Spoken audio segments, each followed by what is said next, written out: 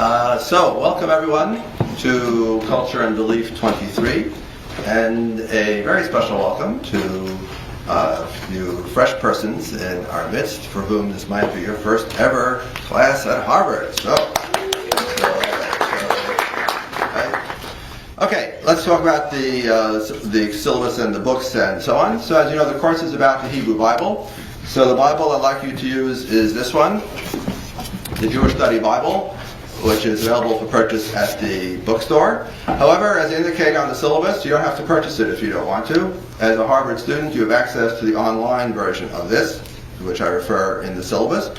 And not all of you may necessarily want to have a Bible, a hard copy Bible. And if you don't, it's much more convenient to look at an old-fashioned book, a low-tech book. It's much more convenient and much easier. But if you want to save 25 or 30 bucks or whatever it is, then you don't have to buy this at all. Now, why am I using the Jewish Study Bible? Is it because I'm Jewish? Is that why? Is it because I'm trying to convert you to Judaism? Is it because I have some nefarious agenda? No, I do not believe so. You will tell me otherwise, perhaps. Right, but I do not believe so. Right, I'm using the Jewish Study Bible because, as we'll discuss more fully on Friday, the Jewish Bible is shorter than the Christian Bible. Right, the Christian Bible has a lot more books in it. Right, the Christian Bible has these 24 books, which is how Jews count. I'll come back to that on Friday.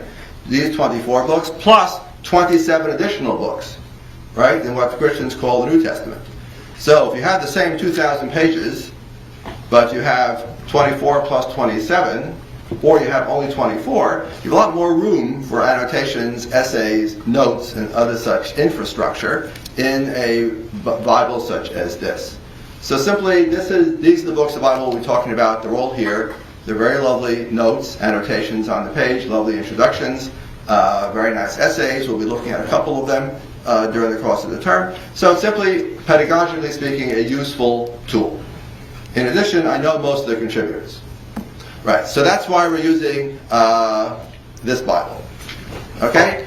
If you have another Bible around the house, you stole a Gideon's Bible from a motel, some missionary gave you the King James Bible, right, someday. Right, can you use that instead? Answer, well, I'd rather you do that than not do the readings at all, right, to be sure. But having said that, the Bible is a very difficult book.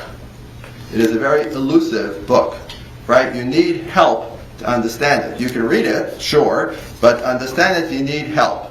Help is provided in this Bible by the form of annotations, which are very useful and very helpful to the reader.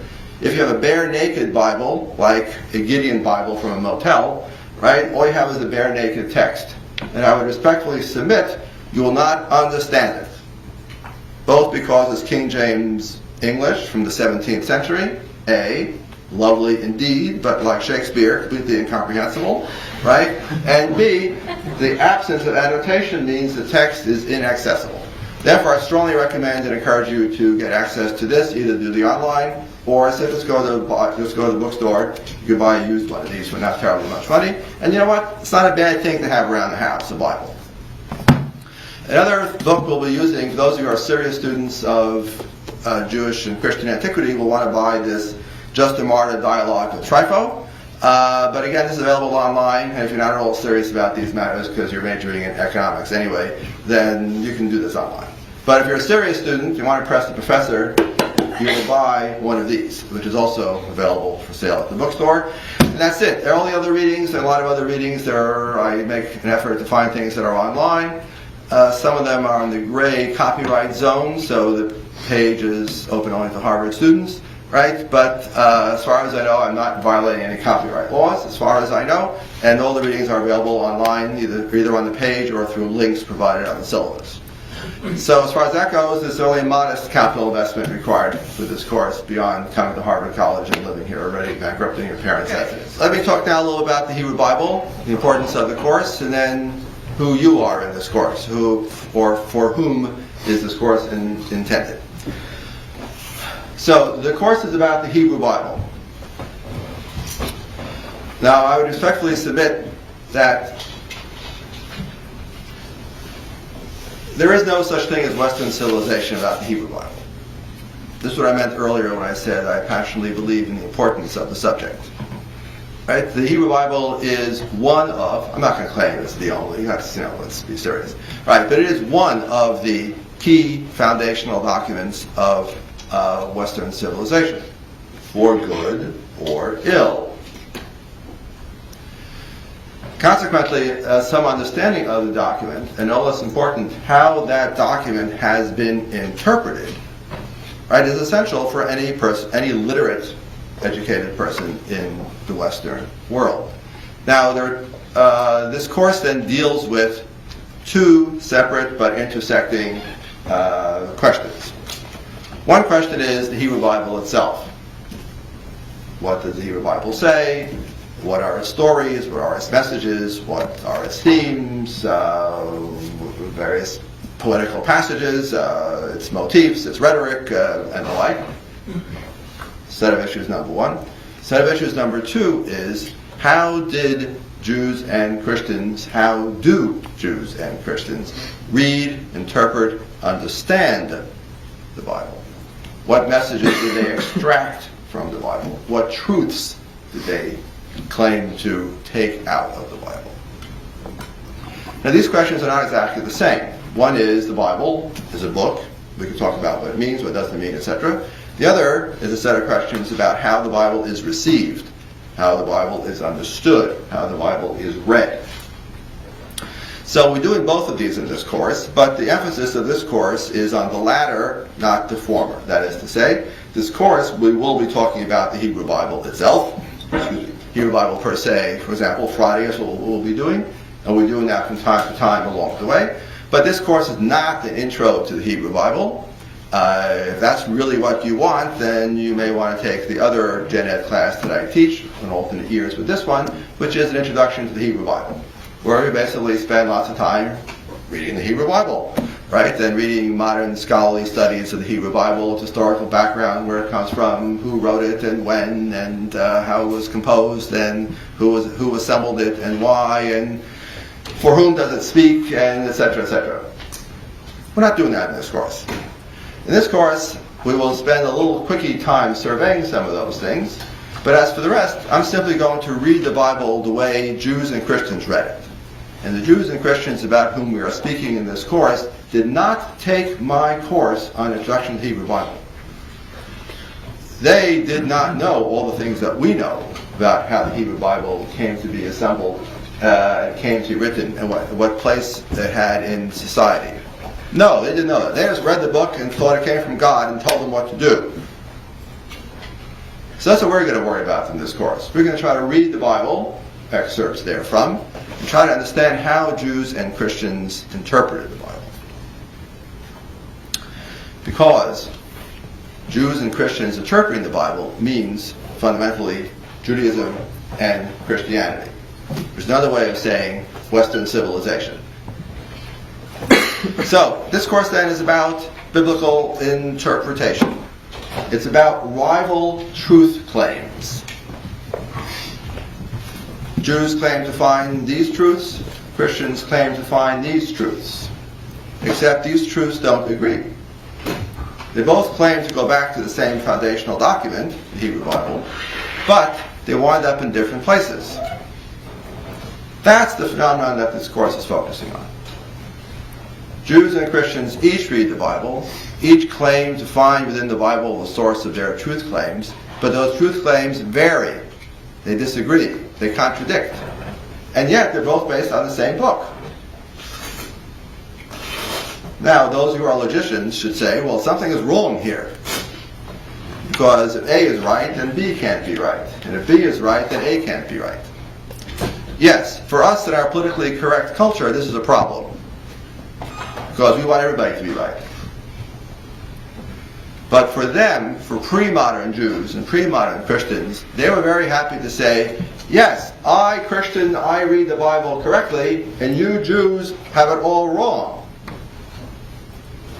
You Jews don't know what you're doing. You think you understand the Bible, but you don't. And I'll explain to you why you Jews are misreading your own scriptures. And the Jews will say exactly the same thing back to the Christians. And they say, well, you think you're understanding Scripture, but clearly your interpretation is impossible. And I'll give you 32 reasons why it's wrong. And the Christians will say in reply, no, you got it wrong. And that's what this course is about. This delightful exchange of opinions, right, between Jews and Christians. Mostly in antiquity, but occasionally we'll look at modern times, and occasionally also medieval and or modern times, in which we have Jews and Christians arguing about the truth claims of Scripture. In other words, Judaism and Christianity. In other words, Judaism says Christianity is false. Christianity says Judaism is false. We don't talk that way anymore. We are too politically correct, right? We are afraid of saying anything that somebody else might find the least bit insulting, off-putting, upsetting. So as a result, we're very carefully to tiptoe around all these minefields. But we'll be reading some classical texts where they're not embarrassed to say this. Christianity is false because.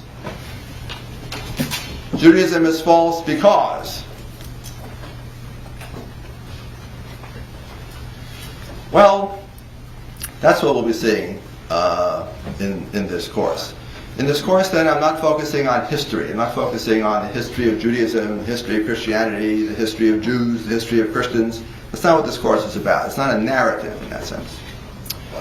Right. So this course is not a course on history. I'm not doing a narrative history about history of Judaism, or history of Christianity, or history of Jews. That would be another course, different course. I'm interested here in truth claims. What do Jews claim to be true? What do Christians claim to be true? So I hope that I made up the course in such a way so that if this material is new to you, you'll nonetheless be able to follow it and understand it. Now, if you have gone to Sunday school, or Hebrew school, or Bible school, or some such, will that be an advantage to you? Of course it will be. I can't pretend that it won't be. Of course it will be an advantage, because you'll understand right away things that other people have to look up. I understand that. And there may well, I assume there are in this room, some of you who have in fact gone to Hebrew school, Sunday school, Bible school, or whatever. And that's great. At the same token, I am assuming that for many of you, this is all new. Namely, you've heard about the Bible, but if you've gone to your standard, generic, middle class, upper middle class, suburban high school, which I assume where most of you are from, then of course you didn't do Bible. Because we don't do Bible in America because we're afraid to touch it in public schools. Because whatever they're going to do is going to be wrong or offend somebody, so you solve it by not doing it. And therefore your knowledge of Bible and Judaism and Christianity also is reduced to that which is filtered down into common culture. Which is another way of saying not much. So here's a chance to fill in that lacuna. Right? Here's a chance to learn something about these things. Who are we in this class? Right. First person plural. Who are the we of this class? Is it we Jews? Is it we Christians? Is it we monotheists? Or in the Islamic formulation, we who believe in the unity of God, we the unifiers of God? The answer to all the above so far, of all the choices I've given you so far, the answer is no. It's not we Jews, it's not we Christians, it's not we who believe in God, it's not we any of those things. No. The we of this class, the community of this class, is we who are trying to understand how the Bible functions as a source of truth in Judaism and Christianity. We, in fact, may personally believe that all this stuff is bunkum. This whole thing is so stupid, you don't understand for a minute if anybody can take it seriously. That's fine. That's your opinion. Fine. That does not excuse, however, from the historical task in front of us, which is to understand what are the truth claims of Judaism and Christianity, and how Jews and Christians, who are also not stupid, right, found those claims in Scripture, and the process by which truth is extracted from a very difficult very resistant text. That's the we of this class. We are trying to understand that process, trying to understand how rival truth claims can derive from the same common source. That's the we of this class. Now, I freely confess, and as this little beanie on my head attests, I freely confess that I, Shia Cohen, right, have some kind of existential stake in this debate. I do not pretend otherwise. I am not feigning here complete objective neutrality as if I can preside from some Mount Parnassus state position where I can look down benevolently upon all that which takes place before me. No, no, no. That's also bunkum. If I were trying to claim that to you, you would know immediately that I'm lying. So I'm saying it up front. I, Shia Cohen, am a Jew. I, Shia Cohen, am an affirming Jew. I affirm my Judaism. Right? My wife and I work very hard to have a Jewish home and a Jewish family. At the same token, I also am aware of what I just said a minute ago. Our class here, this class is not about selling Judaism. This class is about understanding Judaism. This class is not about selling Christianity. This class is about understanding Christianity. And I will do my good faith best effort to be completely fair and neutral. That is to say, my job is to help you understand Judaism and its truth claims, and understand Christianity and its truth claims. Which of those truth claims are true is not my job. For all I know, they're all false. Or they're both true. I don't know. That's where I get off the train. Right? That's not our job here in this class. Now, if at some point you think that I am being unfair, I'm giving Judaism a hard time, or Christianity a hard time, then your antidote to that is the following. You raise your hand and tell me, but, Professor, my minister in church told me X, or in yeshiva they taught me Y, or I remember reading somewhere that Maimonides says X, or Aquinas says Y, or I read that the Baptists believe, well, I'm a Baptist and. That's fine. I don't know if we'll have time to discuss all those things in class itself, especially if there are a lot of them, but this is the kind of thing we readily can discuss in section. We can certainly discuss them privately, and from time to time we can discuss them in class too. So how can I be sure that I'm not, quote unquote, selling Judaism and bad-mouthing Christianity? I can be sure that because I listen to what I'm saying. I have ears as well as a mouth. So I hear what I'm saying. And second of all, you will keep me honest. And third of all, I'm trying very hard to be fair. Now every year I get usually a little critique in this, every time I teach this course, I've had a critique of some student who accuses me of being biased against Christianity. And I gotta tell you, that really hurts. But I'm trying so hard to be fair and neutral. But I will say this, I am anti-Christian, that is true, if you also allow me to say in equal measure at the same moment, I'm also anti-Jewish. Meaning, what I'm wedded to in this course is a proper historical understanding of the phenomena of Judaism and Christianity alike. And if you believe that Moses came down from Mount Sinai and delivered Judaism whole and complete to his followers, and that Judaism has endured from that day to this, perfect and unblemished, if you believe that, I am happy for you. But that's not the position I'm taking in this course, because that position in this course is a theological one, not a historical one. Similarly, if you believe that Jesus Christ came into the world, I assume you would believe also from a virgin mother, right, who brought forth into the world Christianity whole and complete, and that Christianity has endured from that day to this, whole, perfect, and unblemished. If you believe that, then once again, I am happy for you. I'm happy for you in your faith. But you will forgive me if that's not my perspective in this course, because once again, that is not a historical claim, that's a theological claim. And for me, the historian, Judaism develops from X to Y to Z, just as Christianity develops from X to Y to Z, and these developments take place in historical time, subject to historical forces and historical circumstances, some of which we understand, some of which we don't fully understand because of the documentation, but which we nonetheless try our best to understand.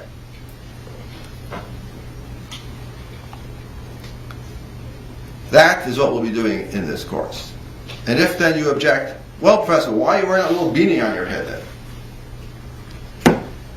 Answer, because where I was brought up, I'll give you my brief autobiography in a minute. Where I was brought up, when we study sacred texts, we cover our heads. And I still have that atavistic impulse, which I cannot fully shed. So when I study sacred texts, Bible, for example, I cover my head. When I study rabbinic texts and so on, I cover my head. It's a more complicated answer too, but that's the short answer. That's why. And if it reminds you from time to time, yeah, the professor is Jewish, and maybe that's not always completely irrelevant to what he is saying, well, all right, that's okay too. Because I can't be other than what I am. Your questions on this. We're just swimming here through some very deep waters.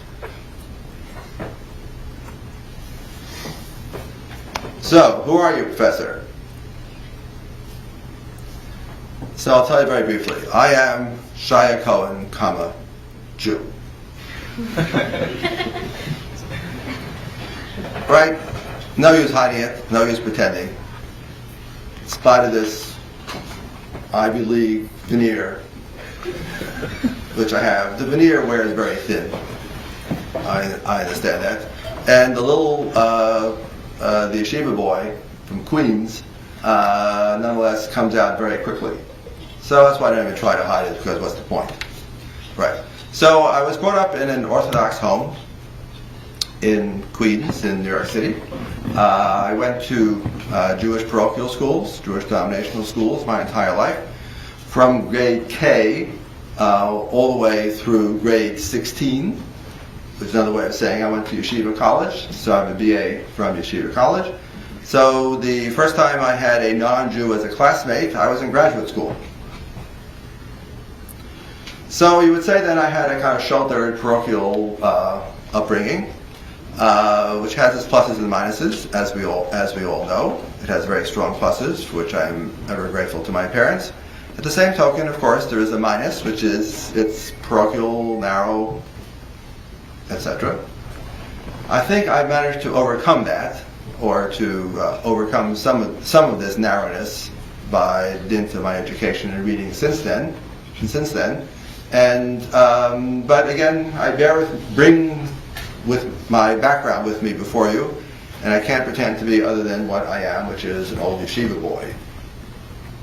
So after that, I got a PhD from Morton Smith and Columbia University.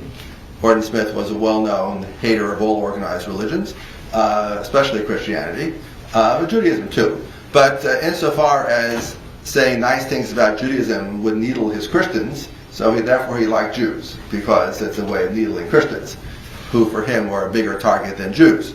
So he was a complicated kind of guy, Morton Smith. But from him I learned the hermeneutics of suspicion, which means to say whenever I read any text, and whenever you read any text, the first question you always ask is, why does this SOB expect me to believe these lies? That's what I mean by the hermeneutics of suspicion, right? That you assume the author is trying to pull one over on you. So why does this SOB want me to believe these lies, right? That's the essence of hermeneutics. That's what I learned from Morton Smith, which was very different from what we learned in yeshiva, right? Trust me, it was a different kind of experience. But from there is where I learned my, ecumenically minded ability to read all classical texts and simply ask, what are they trying to say? I don't have to believe them. I don't have to believe in them. But I do have to try to understand them. That's what I learned from Morton Smith. But at the same time, I continued my Jewish education and got a rabbinical degree. So I have a rabbinical degree on the side in my pocket. And then from there, okay, the rest doesn't really matter. So you can Google me and you'll find out all about me if you want. Most important thing is I have a wife and 4 children. That's the most important thing. Okay, that's a little bit of brief autobiography about me. Yes, sir. How much of the Bible itself will we actually be reading? Good question. In this course, we'll be reading excerpts here and there from the Hebrew Bible. We'll really be reading only those passages that later Jews and Christians make much of in their arguments and debates with each other. So we're reading a chapter here, a verse here, a paragraph here, a paragraph there, that sort of thing. We'll not be reading sustained long sections of the scriptures because this course is not an intro to Hebrew Bible. That's what we do in the other course. So here you need the Bible handy because you need to look at those passages and understand these are the ones that are contested. These are the passages which Jews and Christians dispute. All right, those are the ones we'll be looking at. Yes, sir. Why do you have to cover your head when studying the Bible? Or why were you? Excellent. The complicated reason is as follows.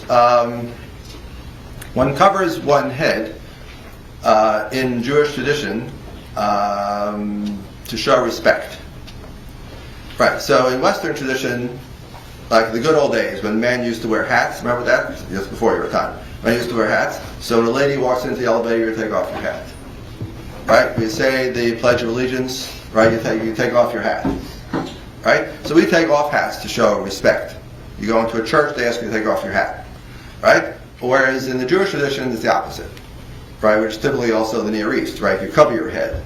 Right? Covering your head is a sign of modesty and respect. So the Jewish tradition is then to cover the head.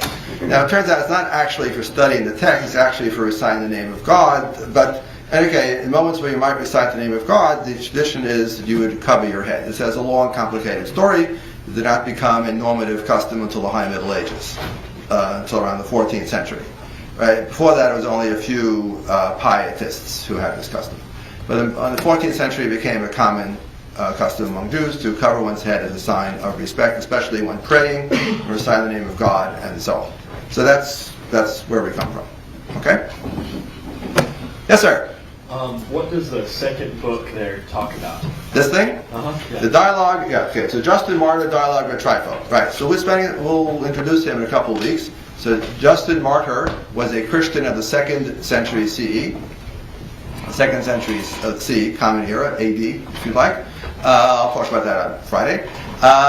And Justin Martyr wrote a book, Dialogue with Trypho the Jew, in which he, Justin, the Christian, right, is trying to convince Trypho, the Jew, that he, Justin, and Christianity read the Bible correctly, and that Trypho misunderstands the Bible.